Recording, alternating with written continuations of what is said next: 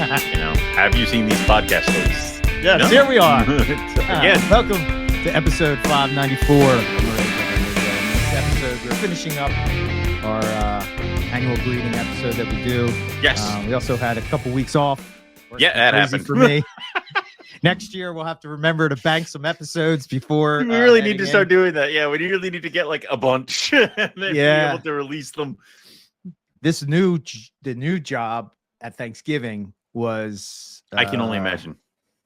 Well, 14 days straight, probably all said and done, probably about 14 hours a day. And now you get a small break, and then it's time to start with the Christmas feast shopping bullshit. Well, and then the New Year's bull. You're not going to stop till February, it doesn't man. Stop until February. Yeah. This is why your breeding season is never good. You're busy from November to exactly. Exactly. 100%. October to February is when breeding season is. You sleep at the grocery store, like, of course. Pretty much. Yeah.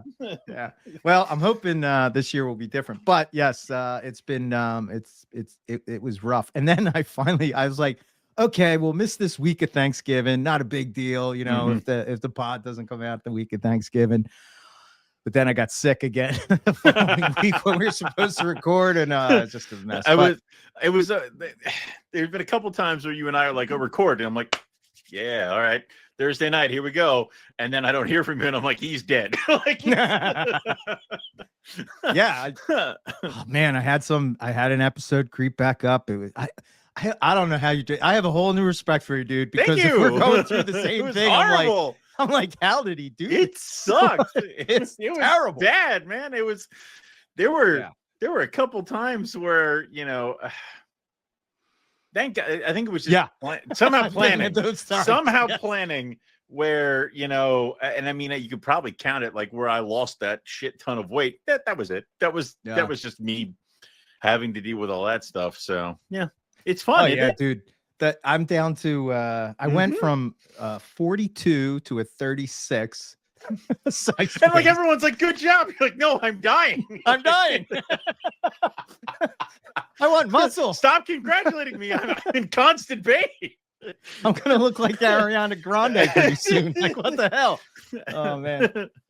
But anyway, we're gonna be talking about the breeding season and what's going on. I guess, what's new with you? I know we only got this short episode, but we got there was the Oaks show that I got a Argentine boa from Mike Curtin.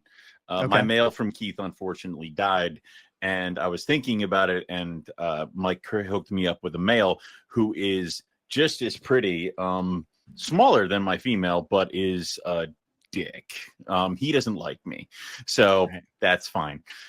As far as other snakes go, I haven't gotten anything new, and I'm kind of pumping the brakes on that. We don't need to add any more critters. I did. Oh no. We'll discuss. I'm just kind of trying to get through the holidays at this point, but then there was the Hamburg Reptile Show, last show of the year. Eric Kohler set up next to us. Balin was there. I was tempted because Kohler brought his baby Gila monsters. And oh my God, they were so pretty. Nice. And one had an attitude. And he's like, that one's kind of a jerk. Like all the other, he's like, normally they all hatch and they're all fine. This one like bit its sibling on the face, like as it was coming out of the egg. And I'm like, I love him. Perfect. Like, do they do like the blue tongue skink thing where they open their mouth like they're like but it's like it's a little bulldog. Like I love it. Wow. And God, they're on my list, man. I am jonesing for something like a Gila monster, so I need to pump the brakes. But that was that. But then like the Hamburg show, usually there's like one or two things that I'm like, ooh, but like wasn't that much going on. I sold a couple things at Oaks, and then I sold a couple things at Hamburg, and then after the end of the show, one of my wholesalers came over and cleared me out of Mad Hogs and stuff like that. So, but it's funny, dude. Like I had them on my table, those Mad Hogs, all freaking show. He comes over and he buys all of them, and he takes them to his table. And then I watch systematically before he's paid me for them. I watch as 4 of them get sold to other people who saw them on my table and then walked over that. Like, it's hilarious because the one guy was like, "What are you feeding them?" And Ian is literally like, "Oh, and what did you feed these things?" And I'm like, "Hoppers." And I'm like, this is a guy I had a conversation with for like 20 minutes about carpet pythons, nothing about mad hogs. And he takes 2 mad hogs and is off. And I'm like, whatever he offered Ian, or whatever he, like, I probably would have taken. Like, I don't understand why on my table they were unapproachable, but on Ian's table they were like, I'm gonna grab like 3. It's like, right. And I know what Ian paid me for them, and it was probably cheaper than what that dude bought them for, because Ian has to make money too. So it's like, really, dude, like, I don't understand why you didn't just throw out a number, because the worst thing I'm going to say is no, man. People are weird. It was that, and luckily I was able to. I mean, my rodent order was like $800, dude. Holy shit! And I went light. I'm like, everybody's going to sleep. I'll get the hoppers and the mice, and then like 2 bags of rats. $800. Are you sure? Like, it was re-bring that up. Whoa. Holy shit. Yeah, man. It's like, this is going to be the thing. I forget. I compare it in my mind sometimes. Like, we still have like the similar size collection. So like when you say that, I'm like, wait a minute. I mean, and I'm like, no, we're not even close. no, not at this point. But but that's the thing that you kind of need to start figuring out. So like, now everyone's down and to sleep. I'm going to be buying like, I kind of fell off this last year, which is why I ended up in this big problem. It used to be every show when everybody was asleep, I'd be like, I need 2 bags of large rats, 2 bags of medium rats, and just do that like $300-400 a show, to add to the freezer, because they're not going to go bad. And then when everyone wakes up, I have a stockpile, and then it's just chipping away as they eat, and as they are here. It's whatever I need to kind of throw bags at, or see what I'm burning through. So then it's like, I'm not spending $800. I'm spending $200-300 on, small rats or medium rats or large mice at a certain particular setting, just to replenish what they're burning through. The problem is that with all the corn snakes, king snakes, juvie carpets and stuff like that, like, I need them to get off. I need all the juvie pythons to get the fuck off of large mice, because a bag of large mice is $50, and I burn through it in one feeding between all the things of that size. And like, so. Wow. Yep. Damn. Okay. Yep. It's a lot, man. All right. So for me, well, I kind of have 2 additions. Okay. One, so my dad is officially kind of gotten out of reptiles. Like, he got tired of taking care of stuff. Right. Yeah. And he's obsessed with 3D printing. So the last thing he had left was the California king snake. Is it with you now? Yeah, it is. And well, this thing is 25 years old. Jesus. It was from the NRBC show in Philly when it was in Valley Forge. That has not happened for like 25 years. Yeah. 2001, maybe. Jesus I think. Christ. So so that snake's been with my dad since then. And he's like, you're not going to sell it, are you? I was like, Dad, nobody's going to buy this snake, so you don't have to worry about me selling it. And the $20. CCR crew will be very happy that I have a colubrid. It's just a win-win for everybody. You know what I mean? Dumb Callie. It's awesome. Yeah, that's 20 years old. And he's telling me how to take care of it. And I was like, oh, that's cute. I can handle this. I can handle this. Yeah. But it's like, my dad is so old school that everything he does is like old school. So like, the idea that this snake survived 20 years with his old school approach, like meaning that if he was outside and he saw, like when he was capturing things outside and birds and things like that, when he was having all these trouble, he would just feed it to the king. He had this king snake. He kept it outside the whole summertime. Maybe I'll do that. Maybe I'll put it outside. Like 90-degree weather and like it didn't matter. He made it a roof so that if it rained, it wouldn't flood. This whole thing. But And I secured a male Brisbane, so now I have a pair. Nice. So that brings us now to, I guess, breeding season. Like, Yes. What I love is that you and I were like, you know what? It's been getting too warm. It hasn't been getting cold enough. So we're going to delay dropping in breeding season. What the fuck? Like, it's like 20 degrees. All of a sudden, like an Arctic I'm like, chill. I don't really know. I stepped outside at lunch. I'm like, this sucks. I'm like, I couldn't be bearing. Oh man. Yeah, no kidding. But I was going to feeding. Like, I fed on Thanksgiving. I'm like, I have to wait. Yeah. Oh, so okay, so you were in the same spot then. So I tried to push it ahead. So finished the last meals on Thanksgiving. Yep. And now it's just a wait until Xmas, which is, I guess it's kind of good. And I might do this a little bit. I think next year I'm going to make sure I'm on point, because if I can have them just go off food in November, that will help with the Thanksgiving job situation. You know, so I have to be better planned for next year. Before we get into it, I think.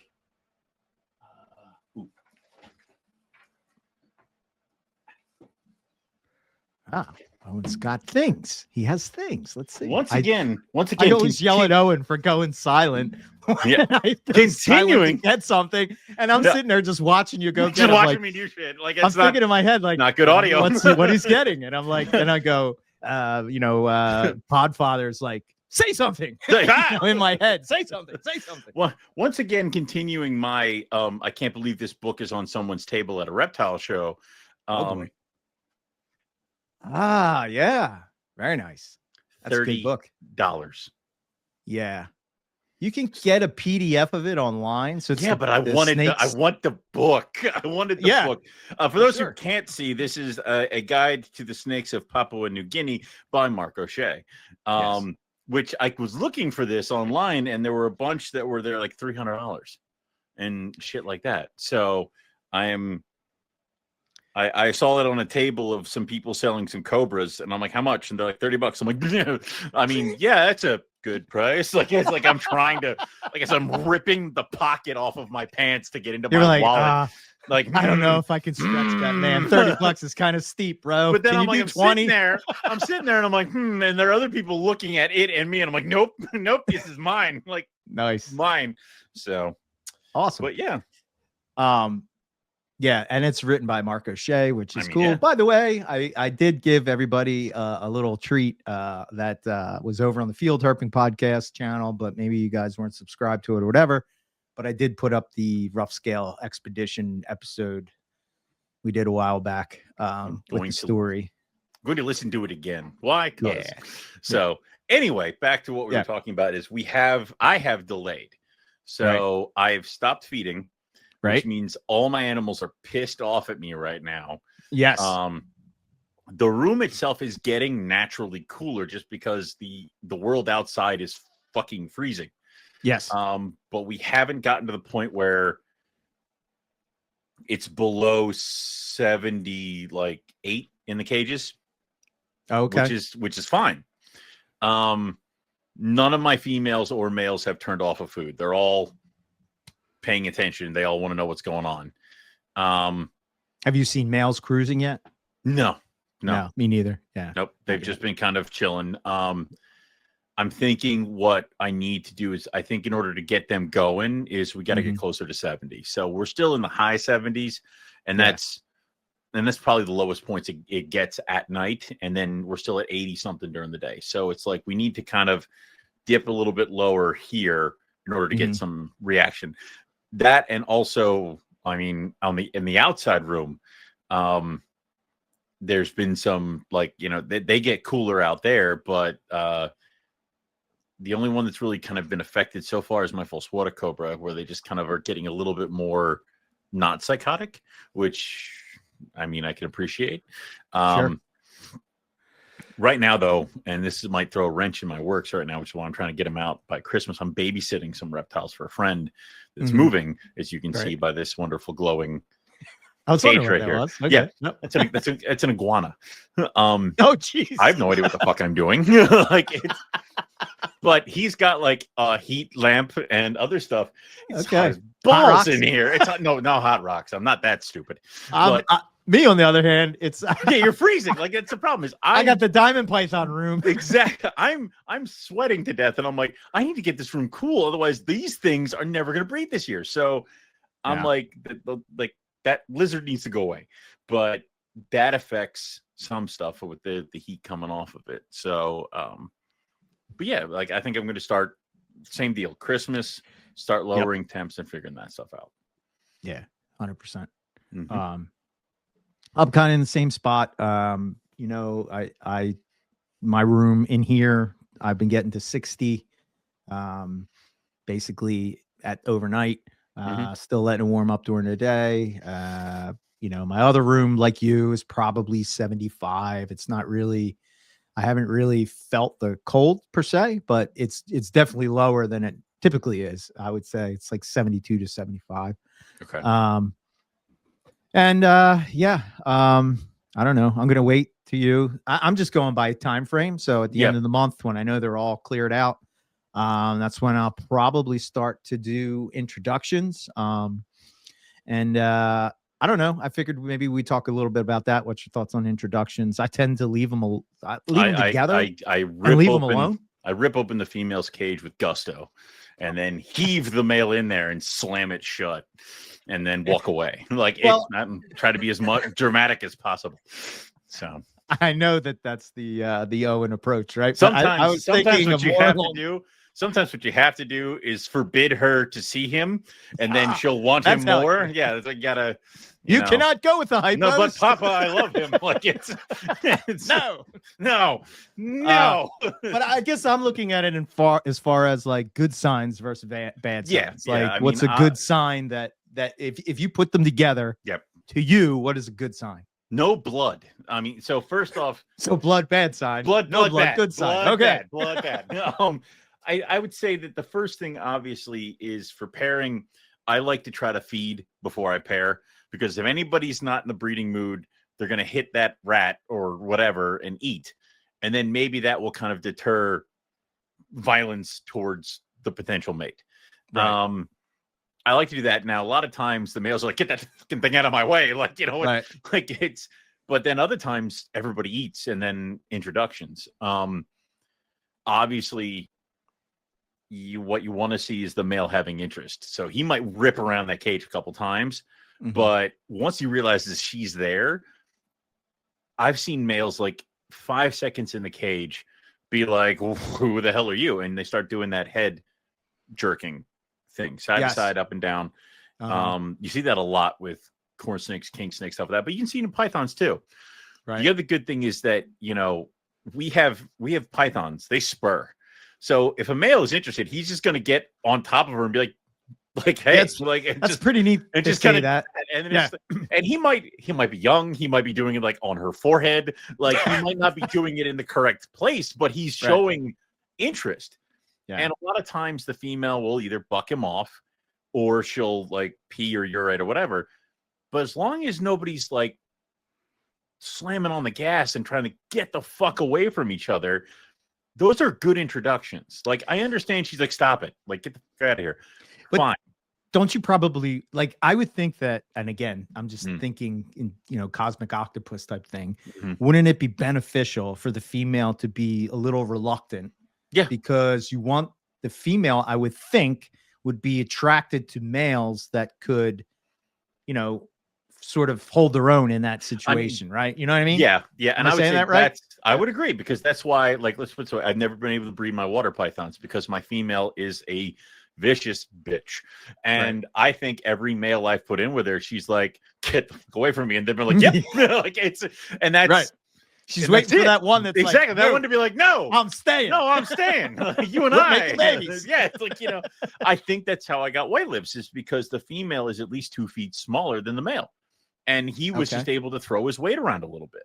So yeah, size matters when it comes, depending on what species you're dealing with. But yeah, size definitely does matter. So I would say, as long as there's not panic, and as long as there's not violence, it's a good introduction. And as long as there's not combat, If there's Right. combat, you have a completely other problem, which is that you put two males in a cage together. So as long as it's not, Yeah. what's this? Not good. That's not- Like, it's not good. It's not good. And for people that think like, oh, I'm not going to recognize it. You're going to recognize it. You will immediately know it's combat. There's stuff that happens with snake breeding that it speaks to the little lizard brain in the back of your head of this is not good. This is what this is. Like, first time I saw combat, that's combat. First time I saw jag combat, I said that's combat, but it's not okay. Like, it's not good combat. And then the first time I saw a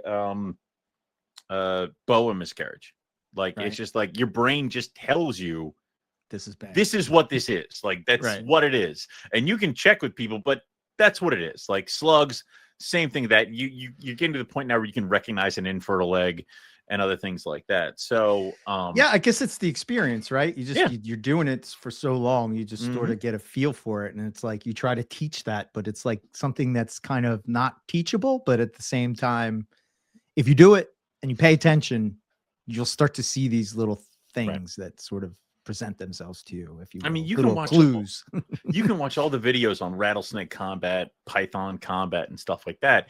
Sure. But it's when you see it in your own cage, and it's like this and this and this, or if it's like the ones where they're like throwing themselves against the walls and stuff like that. Like, it can be, but you know what it is. You know what it is once you see it. Yeah, they kind of go like probably the first third of their body goes straight up in the air, like if they were going to climb a tree, and then the other one goes straight up like that, and then they sort of entwine like this, and then they try to throw the other one to the ground. Exactly, and you're sometimes it gets bloody. Yeah, I've seen some pretty gnarly pictures. I think Will Bird, I know Chris Salemi had a pic. I think it's in the Carpet Python book where it's like it got bit. It can get bad. Like, if it, I mean, like, pushing somebody around. It sounds the way what it is, but pushing somebody around in front of at the top of a flight of stairs, it could become a little bit more dangerous than you think. Yeah. So I've had issues. I've had it once happen to where, and this was with gelatin carpets that I introduced them, and they kind of were in feed mode. I guess it was feed mode. I don't know. I think it was like one of those things where they just weren't in breeding mode yet, and when I went to put it in, it was just like, oh, you're giving me something to eat, that kind of thing. And the female just went whack, hit them. This is why it's good to have a sink in your room. So I would probably recommend, if you don't have a sink, maybe a bucket, maybe be close to the bathroom where you can run to the bathtub and like kind of squirt them off or something, or that'll immediately kind of separate them. And some people do, they'll have like alcohol. I think that's more of like if you're getting bit, but I would imagine it would get them to sort of release. But, I guess you're going to clean the wound of the snake too at the same time. But, it would be, it's one of those things where, you can try to get it done in a certain way. And, I've had white lips bite each other. I've had callies bite each other. I've had carpets bite each other, where it's just like, it's good to make sure that you know what's going on. And also, it's like, I've had animals that have been housed together for months, and all of a sudden they get a scent of a rodent. Like, I'm thawing pinkies, and that was enough for them. So it's like, it's almost like a rule of thumb now that if I'm thawing food, animals aren't together. They're just, everybody's in their separate cage, tub, or whatever. 100%, right. And that just has to be the rule now. It's like, introductions happen. Like, when I say I feed and then intro, I'm not feeding and then being like, you've now finished the rat, I can see the tail is gone, and you go. Like, it is the next day introductions happen, because otherwise everybody's still in feed mode. Somebody might throw up, all that other stuff. So it's like, I will not allow everybody to be together for feeding, which is during breeding season. Feedings has become this whole thing where I wake up in the morning, I separate everybody so that I can then begin to thaw the food that I can feed at like 4:00 in the afternoon. Holy shit. What would you do if you didn't work from home, man? Kill myself. Like, it's holy shit. Like, you have such a unique situation where you're kind of like able to do that. It is my whole it is a whole Sunday of just get up, get everybody square, but then like eggs are going to start happening and all other stuff. So it's like you gotta I have to try to get these babies going. Meanwhile, my spring breeders are still together, and the last thing I need is a white lip or a freaking breadlie to latch onto the head of its mate or something like that. So right, yeah. I another question I thought would be interesting to ask and see what your thoughts were was like when you're seeing locks, do you see them more during the day or at night? I see them more at night.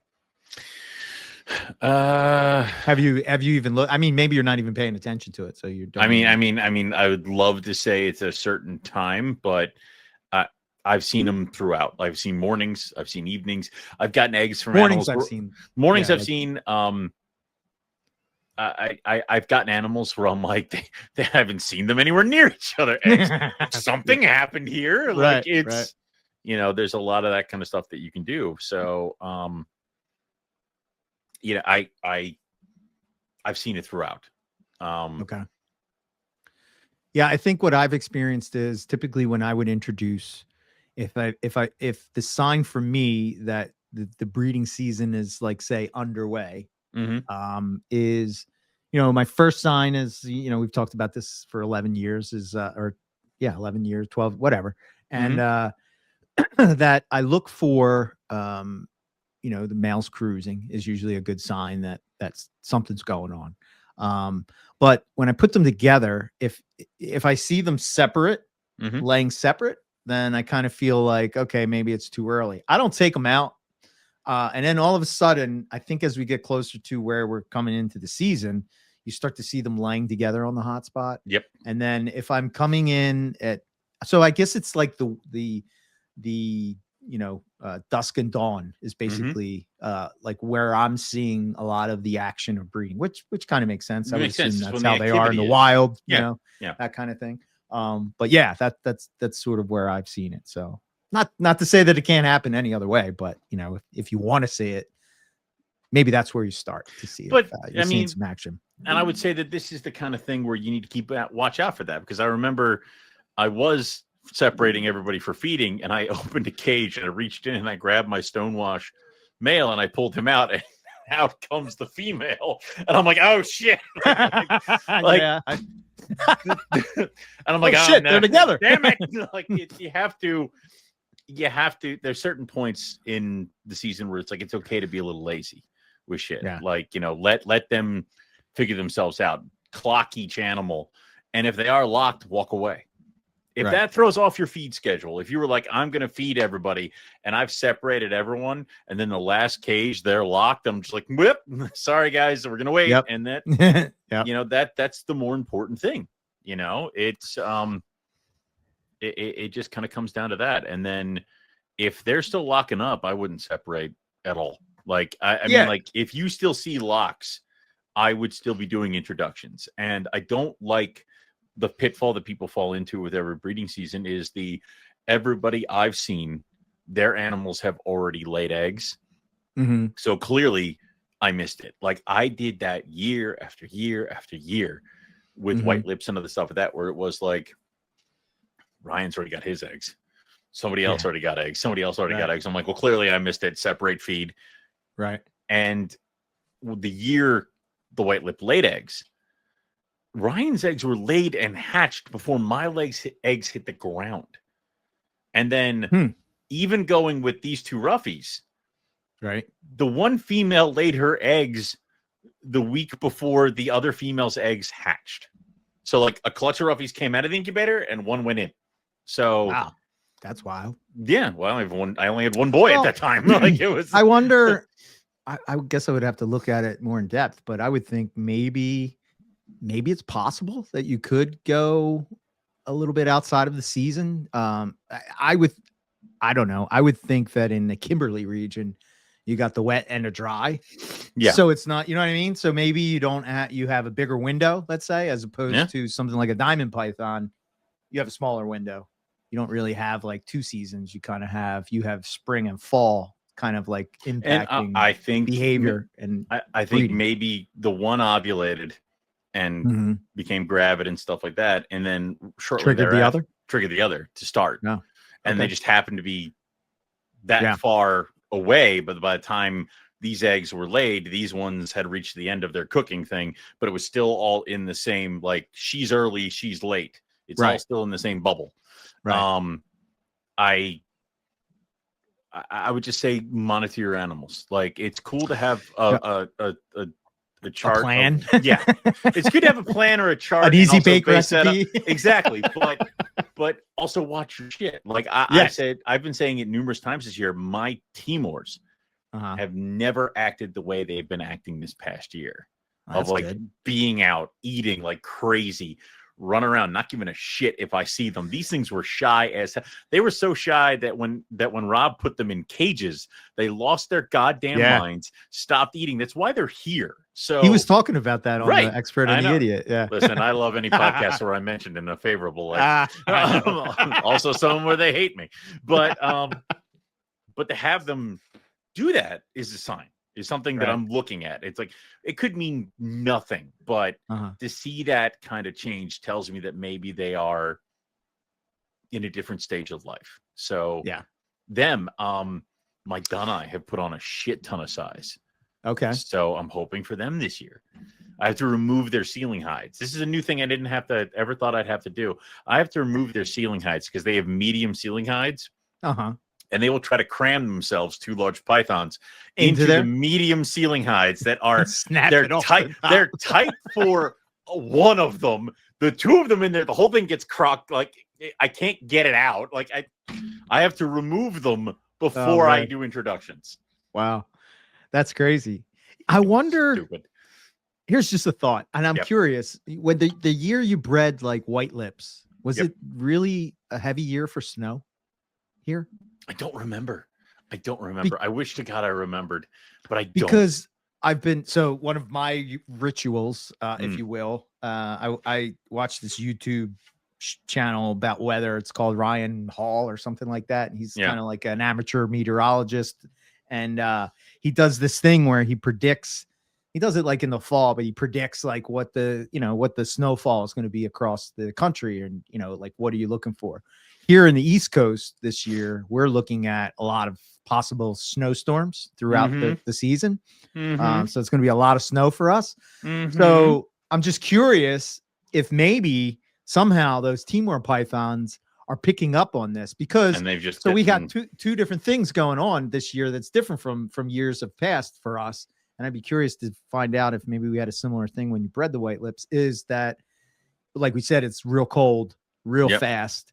Like, there was no, like, it was like, it was kind of staying like, early fall, summer, late summer type of temperatures, cooler at night. And then all of a sudden it's just like 14 degrees. You know what I mean? You're like, what? Wait, what happened? So I don't know if that's like maybe a predictor of what's going to happen or come, or somehow they can sense it, or that would be interesting to find out, because I would think that they would be very susceptible to being influenced by pressure drops and precipitation. So all right. So the white lips are in 2022. Okay. And the winter of 2022 in the state of Pennsylvania, spanning to the end of 2022, early 2023, is generally considered as a milder than average temperatures, below average snowfall. In many parts of the states, the expectation for some localized heavy lakes affect snow. Not here. Overall, a mild season, below average snowfall. Everything I just said. Minor December Arctic blast. Yeah, but what does that mean? That this year, like, the white lips are gonna be like, I don't fucking know. Like, is that what that means? Like, are they one of those ones where it needs to be a mild winter for them, or is this going to be too harsh for them? Or are they going to be like, this is super great, and I'm going to have like tons of baby? But yeah, I think for me, I always try to correlate between what's happening outside and what's happening inside. Right. And now that I don't have as hard of species to breed, it's not necessarily as, with carpet pythons, it's kind of straightforward, for the most part. But with some of the other pythons, it may be those little things that is going to give you that might be success. the change. Like it's little shifts, I think. Yeah. And I definitely think doing what's going on, having the outside help you. Yeah. Yeah. It's always a better way to go, which is why we're in the situation we're in right now. We're like, the outside isn't going to help us. And it's like, I'm helping. It's like, God damn it. Like, it's. So we should have just let Mother Nature just always just kept doing always. Why do we change anything? So we'll see. Ahead. No, okay. I'm good. All right. So then as we move along with that, we move into the ovulation. They're locking up at this point. I sort of like I suck at seeing ovulations. Like I've never been able to clock it. So people are like, oh, so I see it all the time. I'm like, fuck you. I don't know. Like it's like Howard always told me that he never caught one of his females laying eggs. He would always be like, there she is. She looks huge and uncomfortable. And then he would come back and she'd be like around the eggs. He's like, I was gone for an hour. Like it was, I don't understand.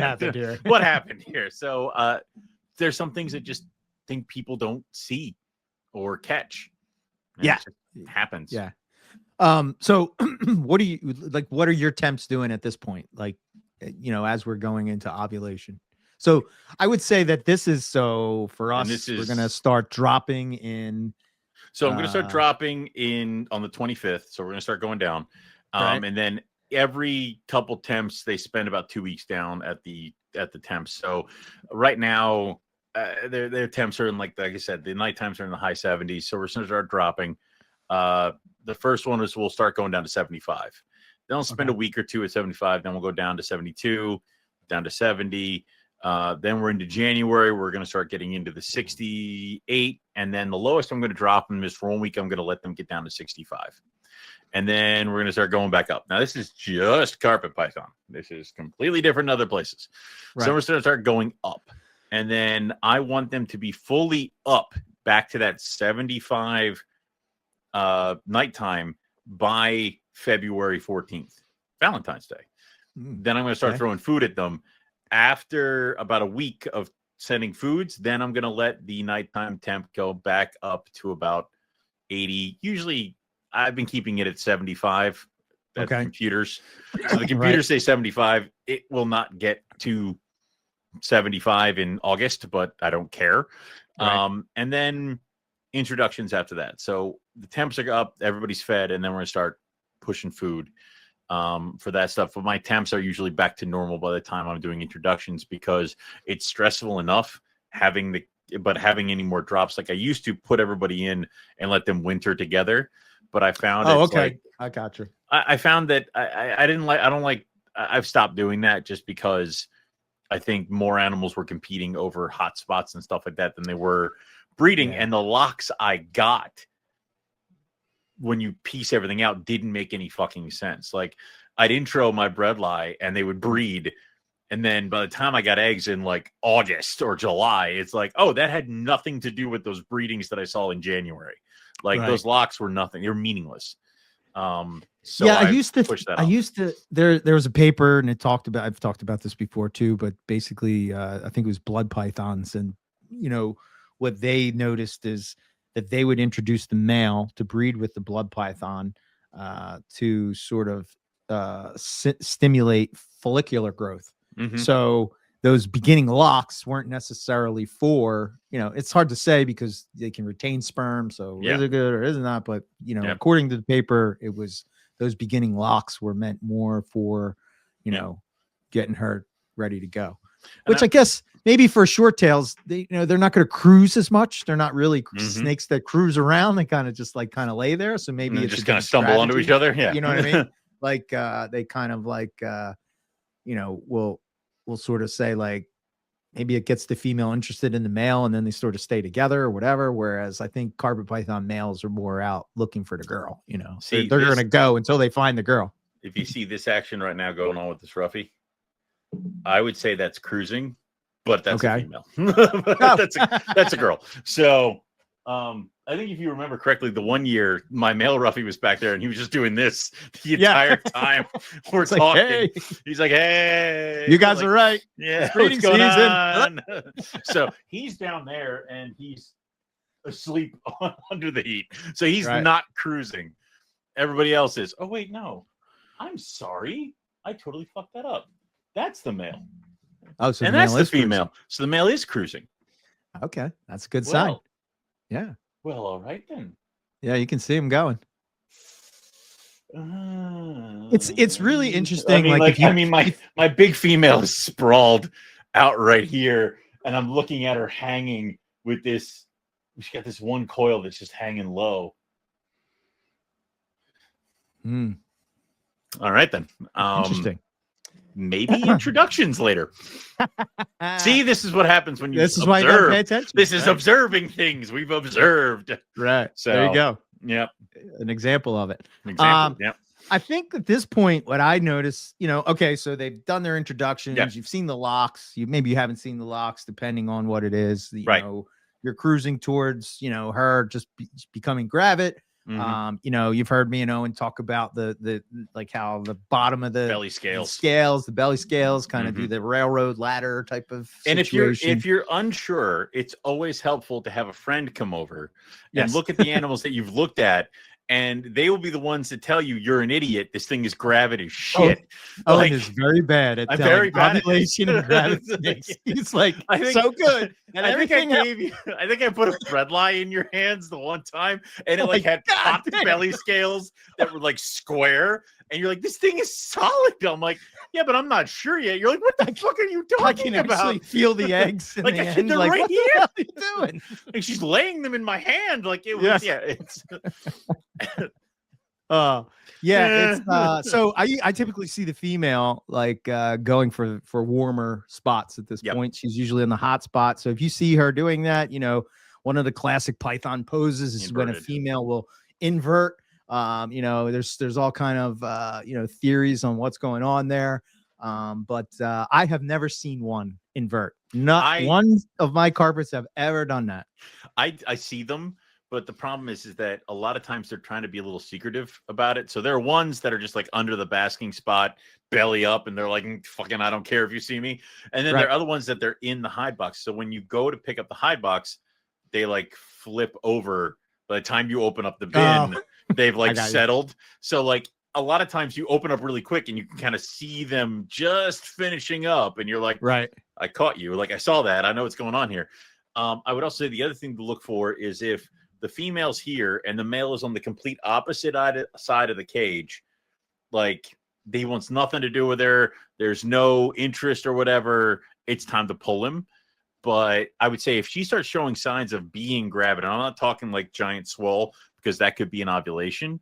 Right. I mean, inverted, all this other stuff, and no interest constantly in on him, the hot spot. Constantly on the hot, then pull him. I've also gotten into my own head with that where I'm like, he's got to stay in there. He's got to stay in there. And then she sheds. And then I'm like, all right, that was maybe a post-op, pre-op shed. I don't know. Leave him in there. And then I'm like, screw it. Pull him out. 2 days later, she lay eggs. And I'm like, oh, well. So it's also good to try to track the sheds, but there can be eggs without an ovulation or pre-lay shed. So, well, she will ovulate. You're just not going to see it. You're not going to see it. Yeah. Right. So, so mark the sheds. So if she sheds, 4 weeks is usually what I do. Right. So, but really start looking 1 week out. So like 4 weeks before and I mark it on my calendar, and then, but she can lay anywhere between 3 and 4 or after.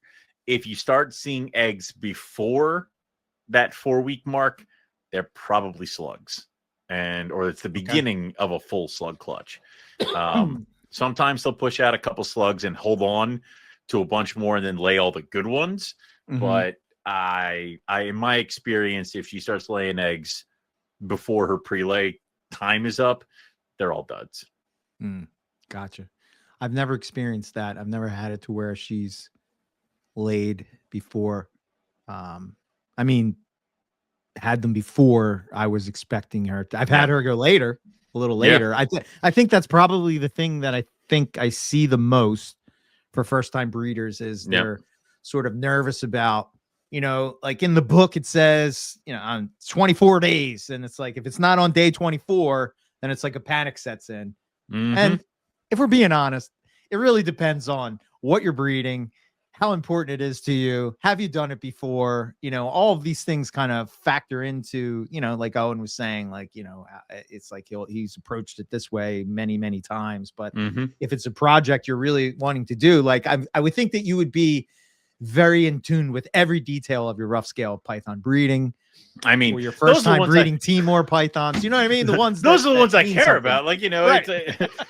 we're not talking about, you know, as opposed to you breeding coastal carpets or corn snakes, right? I'm reviewing it's kind of autopilot. Exactly. Yeah. I'm reviewing my little document here, and it's a colubird breeding. To drop temps, unplug everything, walk away. Like, feed okay, bring everybody up February 14th. Feed small mice, medium mice every 2 to 3 days. Wait for sheds from the females, then intro the males. So yeah. Okay, there you go. So yeah, we got the prelay set. I think at that point, it comes down to patience, right? You know, you know, you have a good feeling that she's grab it. You're just waiting for the prelay shed. I think it was a couple years ago. There was somebody that had a female that didn't have a prelay shed. It can happen. That happens as well. Yeah. You know, for whatever reason, maybe it's a smaller female. Maybe it just didn't get pushed into that. It didn't have as big of an ovulation swell.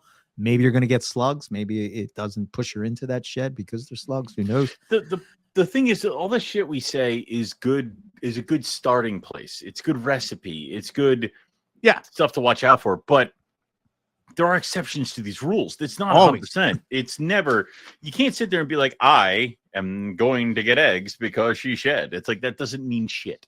Like, it's good to watch out for, but I have it lined up on our Morelia minutes the next time we do it when we do it for December to talk about. There was a egg-bound female found in the wild. So, you know, I remember many a times hearing breeders say, well, they won't get egg bound in the wild, you know, like clearly they always are good in the wild, you know, and it's like, I was watching something where it was like, every once in a while I would go tumble down a YouTube channel rabbit hole. This one is this guy, he cleans and repairs cows' feet, like their hooves. When they get like stuff in there, he scrapes it all over. It's kind of actually fantastic, like, weird to watch, right? I love it's it. Like, anyway, why am I watching this? but you he's can't like, turn away. He's like, one of the main complaints. He's like, people are like, this doesn't happen to wild like bovine stock. He goes, it does. Those are the ones that the predators eat because they can't keep up with the herd.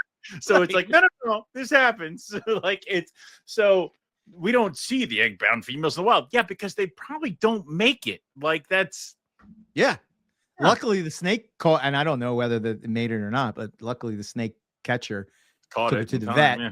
You know, maybe they can do something, whatever. But you know, I think this is the time, right when the prelay comes up, I make sure that my incubator is running. Owen, I'm not like Owen. He's having 365. That baby is running. It's still going. There are tortoise eggs in there right now. Like, I was walking by, I'm like, what the fuck is that sound? All right. Like, and I had to check on them. Yeah. 4 tortoise eggs. I don't know what they're doing. I'm like, they don't seem to be like, I guess tortoise eggs don't act like snake eggs. They don't like shrivel up. They don't concave. They don't whatever. I'm shining shit and I still see kind of yellow, but like a little bit of hint of red. I'm like, will you guys just fucking cook already? Right. So, well, they take long. I don't know. Really long, right? Oh, you don't know. I think the earliest I can expect babies out of that incubator, out of those clutches, is April. And then there's a mix because 2 eggs are from one clutch, 2 eggs are from another clutch. So I think April, the latest I can expect is in November. Wow. Yeah. So you're going to have turtles hatching when carpet pythons are being laid. Yes. I'm going to have, carpets are going to go in the incubator. Yeah, that's hatch, what I mean. Like the egg. And then leave the incubator. In the meantime, the tortoises are going to warm up, in which case there's going to be more tortoise eggs entering the incubator that will have next year's carpet python see them. Like, I don't. All of my snakes are going to go in the incubator and leave the incubator before the current tortoise eggs are out of the incubator Right. Potentially. In the meantime, I'm going to be adding more tortoise eggs. I don't know why I did this to myself. I don't know either, man. Well, yeah. Owen has a hard out at 7, so we can keep going for a little bit, but yeah, it is. You got like 10 minutes, but yeah, 10 minutes. You. Okay. Yeah. So what we'll do, what I was going to say is let's just cut it there so we don't get into another topic. Right. We can come back for we'll talk egg box setup part 3 like that. Yeah. I have it all ready to go. So we're going to be talking about laying eggs box, maternal incubation versus artificial incubation, some tips and tricks for that, hatching carpets, how you set them up, what the process is like and all that. And then getting hard to get feeders going. We'll do that on the next one. I wanted to just I wanted to make sure I hit on a couple things, some news before we jump off. There is, I forget the date. It's in February, but there's a Tampa Carpet Fest coming up. Nice. So that's pretty cool. I'm gonna see if I can make that happen. I did just put up 4 new episodes in the MPR archives. If you're interested in getting the link for that, head over to the Patreon and join as a free member. You can get the link, and then you can just put it on your podcast, and you're good to go. This was the next 4 to come up. So I'm putting them up in 4, 1 a week for each month. Nice. Jason Balin's first episode, East Coast Serpents. It's pretty cool. It's pretty good, especially after we just shared last Carpet Fest together to see to where we come. I love talking with him. Yep. John Pataglia, yes, best known from Morelia Trophy Club for Gamma Jags. He's the guy that put Gamma Jags on the map. That's a great episode if you want to learn the history of that and everything that John had going on at the time. What's fun is you mentioned that, and Balin had the kids from his Gamma Zebra at the last show. Oh, really? And this was the Gamma Zebra that you and I ripped apart his car. Holy shit! Like that was him. Yeah, we were at ICAST and he lost it. They got loose in his car, and the mail he found, the mail that produced these are the ones that he found in his basement, or in his garage a month later. Is what he found this one. He was but that one carpet pythons. There was a Jag. there was a Jag at the show that it was a Gamma Jag, and it was white. It was black and white, and everybody's kind of like, oh, whatever. I'm like, no, like pink means white, white means fucking yellow. Like that thing is a pale bone, like limestone white. And I'm like, all of that is going to be a neon freaking yellow. Wow. And people are like, that's interesting. He was curled up on like the lock. They're like, look at him sit up there. I'm like, no, he's gorgeous. He needs more. Why don't you understand? I don't give a shit how he's sitting.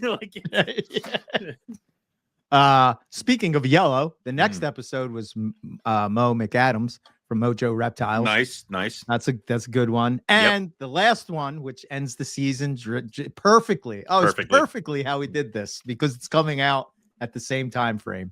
The infamous Blake Bauer episode. No. So wait, I refuse. No. In fairness to Owen, I want to put it out here. So like one of the reasons that I wanted to start MPR was the fact that nobody, not Reptile Radio, nobody ever talked about scrub pythons. You could not find any information on scrub pythons in any kind of content, YouTube or podcast related. So, part of not only being obsessed with carpets, but I was also going down the rabbit hole at this point of scrub pythons. I just got there a little sooner than Owen. So I had all the localities we're talking. I have all the species and subspecies and all these things and different island forms and all this stuff. And we're ready to go into it. And Blake is the man when it comes to scrub pythons. And I got so sick, which you're starting to see a trend for me. I've been noticing, Dory says it all the time. You get so sick from October to December. Anyway, I'm violently ill. Yes. At the time, you're working give the Owen he didn't have any clue. Like, he's never run the thing on the side. It's always been me. And I don't even know what I'm doing at this point to really explain to him as I'm heaving into a bucket, like how to do it. So I'm like, Owen, I'll lay on the couch and I'll just listen as you ask the questions. And you're like, but I don't know anything about scrub pythons. I'm like, do your best, buddy. And it's just so crazy to think that like that episode. I want that out into the world now because maybe it'll give me good juju for getting my Wamina to breathe this year. You know. And then I think it's probably by maybe I'm not sure, but it's probably by the next year. Owen is now down the rabbit hole of scrub python. Every time there's a scrub python available, any shipment that's coming in, he's like, him and Chris know exactly where it's coming. He's got Arus, Moluccans, Tannenbars, all these different, Barnecks and Southerns.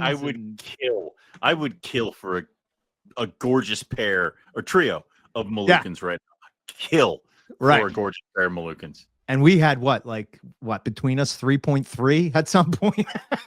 All right, maybe there's something going on here because that's a male too. So there you go, man. There you go. Watching it live as we do the show. But anyway, that's need to have some intros. the Blake Bauer episode. Yep. And it's really cool to like listen back to. I don't know if you've listened to them yet, but like how fucking like. I don't want to say terrible we were, but we weren't good. Like it was. I mean, I think we were still trying to feel each other out, and also there was a lot of what do I do with my hands when we're talking? Like it's a lot of that kind of stuff. Where it needed to be. You got to have the icebreakers. You got to have the stuff that goes on, and I know it was later on, but I always point to the one where you were like, I have expensive animals and cheap cages. I don't know what the hell is that. My carpets live in high-rise hotels. Your carpets live in the slums. Oh, wait a minute. Like I have high dollar amazing carpets and tubs. You have these really nice cages. And it was damn it. I didn't think that through. Yeah. Shit, I said the quiet part out loud. Like it's that kind of thing where you need to kind of have that relaxation kind of shit. But yeah. So you should check it out if you haven't, but it's definitely worth a listen. And it's really good if you want to learn just the basics of scrubs. There's probably some stuff that have changed. They called Morelia back then because they were. They were not. We had so much when we started the show. We had so many things in Morelia that were taken from us. I know they've all been taken from us. It's not fair. We got nothing now. Like a carpet. You got carpets and rough scales roughies and chondros.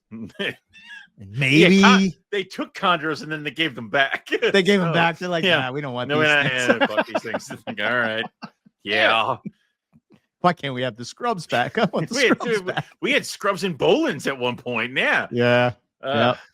And me at this point, I am obsessed with learning everything I can about Morelia. I have all these documents written out of like, the pictures of localities and all this shit. But it's just weird to listen back to it and you hear that. So go check it out. Then we'll have we got the holiday show coming up. Yep. And then we'll be off for a couple weeks, and then we'll be coming back. Patreon, we're going to be doing Morelia Minutes probably sometime, maybe this weekend, sometime next week, maybe at some point we'll nail that out and put that out. And and then we'll just go into 2026 and we'll have to do good times. I guess we'll have to do a holiday show at some point, right? Yeah. I'm thinking breeding show and then holiday show right behind it. I don't know. I'm gonna have to look it up. Listen, we have to look at a calendar. Oh, right. We don't do we might those be anymore. running out of time. Hey, man, I'm fine with the day before Christmas Eve because I think I got it off. So I could be hungover. It's fine. Oh yeah, there you go. Yeah. Listen, this will be a year to be at the holiday show because we're gonna crack open something, and I'm not gonna be as bad as that one year. We'll have our usual. I was thinking maybe we could get all the MPR people together and just kind of do it. We have gotten a lot of people on this screen before. But we'll see how that goes. But before we jump off, and I want to throw this out here that good friend of the show, Jedi Master Keith McPeak, has had a successful implant of a bovine part in him as part of his heart. Now he's now more cow than man. So, but he did well. Teresa has been hitting us up, and I think I've been trying to make sure that he has stuff to laugh at. Yes. And enjoying his recovery. So we're glad he's doing well and a more speedy recovery. I think I told him that his nurse this week was going to be you in fishnets. So oh dear, that'll get him healthy real quick. So he looks like Ariana Grande. What's going on with that guy? Oh God. So he needs some meat. So thank you for Teresa for keeping us up to date with him on that. We love that guy. You know what I mean? And it's fun to have you, me, and Rob on a text stream with Teresa without Keith's not there. Yeah, Keith's not there, so we say shit, and I'm like, she's gonna have to relay this to him, I guess. Yeah, like it's so. I know when he first, me and Rob were talking, and when he first came out of the surgery, and she said that he was doing good.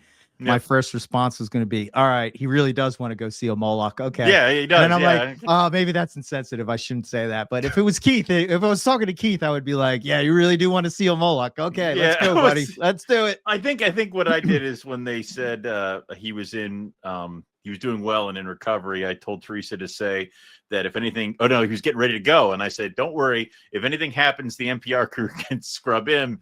And I sent a picture of the Three Stooges in like surgical gear. And I said, Keith can pick who is who. Like it is. So we'll have to ask him who is who. I don't know. We will. So make sure he's good. But it's that kind of stuff. Because I mean, I know that when I was the same way, when I had my gallbladder out in between Christmas and New Year's, I remember texting everybody, and the first comment you made was this is how you spend your MPR break.